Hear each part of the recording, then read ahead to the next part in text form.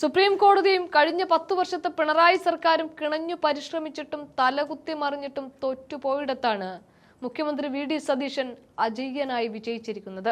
അതും വെറും ഒറ്റ മാസം കൊണ്ട്. സതീശൻ മുഖ്യമന്ത്രി കസേരയിൽ ഇരുന്ന് UDF അതിന്റെ ഹണിമൂൺ കാലം കഴിയുന്നതിന് മുൻപ് തന്നെ ഈ ചരിത്ര റെക്കോർഡ് കുറിക്കാൻ സർക്കാരിന് സാധിച്ചു എന്നത് ചില്ലറ കാര്യമൊന്നുമല്ല. 14 തവണയോളം ഒഴിപ്പിക്കൽ നടപടിയുമായി കോടതി നോട്ടീസുമായി പോലീസ് കയറി ഇറങ്ങിയിട്ടും ഒരു ചുക്കും ചുണ്ണാമ്പും ചെയ്യാൻ സത്യത്തിൽ 10 വർഷം തുടർച്ചയായി ഭരിച്ച് റെക്കോർഡിട്ട് പിണറായി കൊണ്ട് സാധിച്ചിരുന്നില്ല. എന്നാൽ വി.ഡി. സതീശനെ കൊണ്ടും UDFനെ കൊണ്ടും അത് സാധ്യമായിരിക്കുന്നു. കേരള രാഷ്ട്രീയ ചരിത്രത്തിൽ സമാനതകളില്ലാത്ത ഒരു ജനകീയ സമര വിജയത്തിന്റെ ഔദ്യോഗിക പ്രഖ്യാപനമാണ് കൊച്ചിയിലെ പരിയാരത്തുകാവിൽ നിന്നും ഇപ്പോൾ പുറത്തുവരുന്നത്.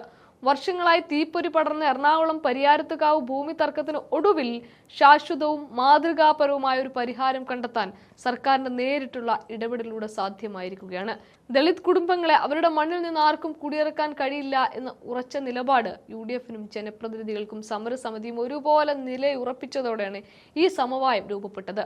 മലയിടം തുരുത്തിലെ തർക്കഭൂമിയോട് ചേർന്ന് തന്നെ ഇവിടുത്തെ കുടുംബാംഗങ്ങൾക്ക് 5 സെന്റ് വീതം ഭൂമി ശങ്കരൻ നായരുടെ സ്ഥലത്ത് തന്നെ വിട്ടു നൽകാൻ ഇരുവിഭാഗവും പൂർണ്ണ സമ്മതം അറിയിച്ചും കഴിഞ്ഞു. ഈ 5 സെന്റ് ഭൂമിയിൽ സർക്കാർ തന്നെ ഇവർക്കായി അത്യാധുനികമായ പുതിയ വീടുകൾ നിർമ്മിച്ചു നൽകുമെന്നാണ് ഈ ചരിത്ര കരാറിന്റെ ഏറ്റവും വലിയ സവിശേഷത. പുതിയ വീടുകളുടെ നിർമ്മാണം പൂർത്തിയാകുന്നതുവരെ ഈ കുടുംബാംഗങ്ങൾക്ക് നിലവിൽ അവർ താമസിക്കുന്ന വീടുകളിൽ തന്നെ യാതൊരുവിധ ആശങ്കയുമില്ലാതെ തുടരാം. 1 വർഷത്തിനകം വീടുപണി പൂർത്തിയാക്കി താക്കോൽ കൈമാറുമെന്നാണ് സർക്കാർ നൽകിയിരിക്കുന്ന ഔദ്യോഗികമായിട്ടുള്ള ഉറപ്പ്. മാത്രമല്ല, നീണ്ട നാളത്തെ ജനകീയ പ്രക്ഷോഭങ്ങളുടെ ഭാഗമായി സമരക്കാർക്കെതിരെ പോലീസ് രജിസ്റ്റർ ചെയ്തിട്ടുള്ള മുഴുവൻ കേസുകളും അടിയന്തരമായി പിൻവലിക്കാനും ഈ യോഗത്തിൽ തീരുമാനമായിട്ടുണ്ട്. ഈ ചരിത്രപരമായ സമവായ തീരുമാനം വൈകാതെ തന്നെ ബഹുമാനപ്പെട്ട കേരള ഹൈക്കോടതി ഔദ്യോഗികമായി അറിയിക്കുകയും ചെയ്യും. തങ്ങൾക്ക് ഈ മണ്ണിൽ തന്നെ ജീവിക്കണമെന്ന കുടുംബാംഗങ്ങളുടെയും സമരസമിതിയുടെയും ന്യായമായ ആവശ്യമാണ് ഒടുവിൽ ഇവിടെ അങ്ങേയറ്റം നീതിപൂർവമായി അംഗീകരിക്കപ്പെട്ടിരിക്കുന്നത്. വർഷങ്ങളായി അനുഭവിച്ച മാനസിക പ്രയാസങ്ങൾക്കും തങ്ങളുടെ മുന്നോട്ടുള്ള ജീവിതത്തെക്കുറിച്ചുള്ള വലിയ ആശങ്കകൾക്കും വിരാമമിട്ട് ഈ മാതൃകാപരമായ ഒരു സൊല്യൂഷനിലേക്ക് എത്തിച്ചേരാൻ കഴിഞ്ഞത് വലിയൊരു ആശ്വാസമായിട്ടാണ് ജനങ്ങൾ കാണുന്നതും.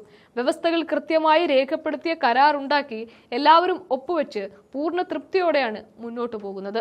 ഈ കരാറിലെ വ്യവസ്ഥകൾ സമയബന്ധിതമായി നടപ്പിലാക്കുന്നു എന്ന് ഉറപ്പുവരുത്താനായി ജില്ലാ ഭരണകൂടത്തിന്റെ ഭാഗത്തു നിന്നും മൂവാറ്റുപുഴ RDOയും പോലീസിന്റെ ഭാഗത്തു നിന്നും ഒരു DYSPയെയും പ്രത്യേകമായിട്ട് ചുമതലപ്പെടുത്തിയിട്ടുണ്ട്.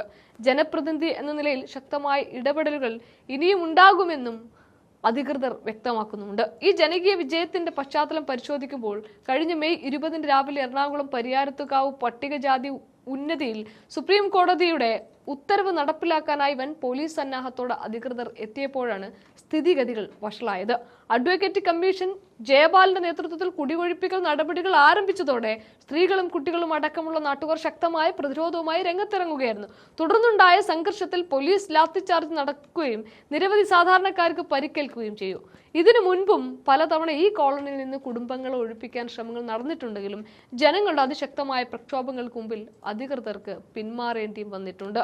എന്തൊക്കെയാണെങ്കിലും കഴിഞ്ഞ 10 വർഷം സമരഭൂമിയായി കിടന്നെടുത്ത് ഇപ്പോൾ ഒരു തർക്ക പരിഹാര ഭൂമി, ഒരു സൊല്യൂഷനിലേക്ക് എത്തിപ്പെടാൻ UDFന് സാധിച്ചു എന്നത് ഈ ഒറ്റ മാസം കൊണ്ട് അവർ തീർത്ത റെക്കോർഡ് തന്നെയാണ്.